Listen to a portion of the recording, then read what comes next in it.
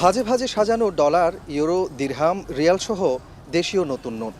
টাকার অঙ্কে প্রায় ২০ কোটি টাকা, যার সবই অবৈধ জাল নোট। মঙ্গলবার নগরীর বহদ্দারহাট নূরনগর হাউজিংয়ে গোপন সংবাদের ভিত্তিতে অভিযান চালায় র্যাব। এ সময় ৫৫ বান্ডেল জাল ইউরো, ৪৫ বান্ডেল ডলার, ২১ বান্ডেল দিরহাম, ৪৫ বান্ডেল রিয়াল ও দেশীয় জাল নোট সহ তানবিজ নামে একজনকে আটক করে র্যাব। প্রাথমিক জিজ্ঞাসাবাদে আটক তানবিজ জানায়, শুটিং পারপাসে এসব মুদ্রাগুলো বানিয়ে দারাজের মাধ্যমে বিপণন করত, যা নাটক, সিনেমা, রিলস তৈরিতে ব্যবহার হতো।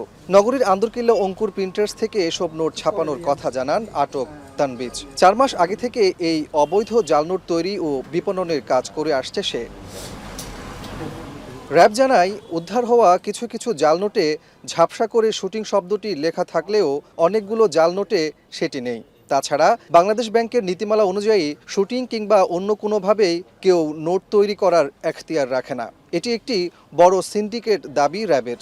আমরা বাংলাদেশ ব্যাংকের ঊর্ধ্বতন মহোদয়ের সাথে আমরা যোগাযোগ করেছি। শুটিং পারপাস বলতে বাংলাদেশে বর্তমানে কারেন্সি প্রিন্ট করার অথরিটি অ্যাকচুয়ালি কারোরই নেই। ধরা পড়ার পরে একজন অপরাধী বিভিন্ন ধরনের ব্যাখ্যা দিয়ে থাকেন।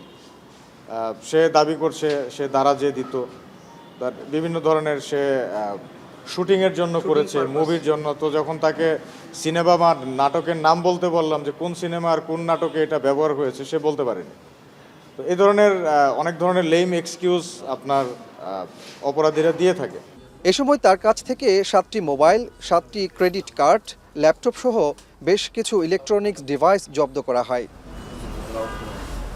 কাজী মাহফুজ, এখন, চট্টগ্রাম।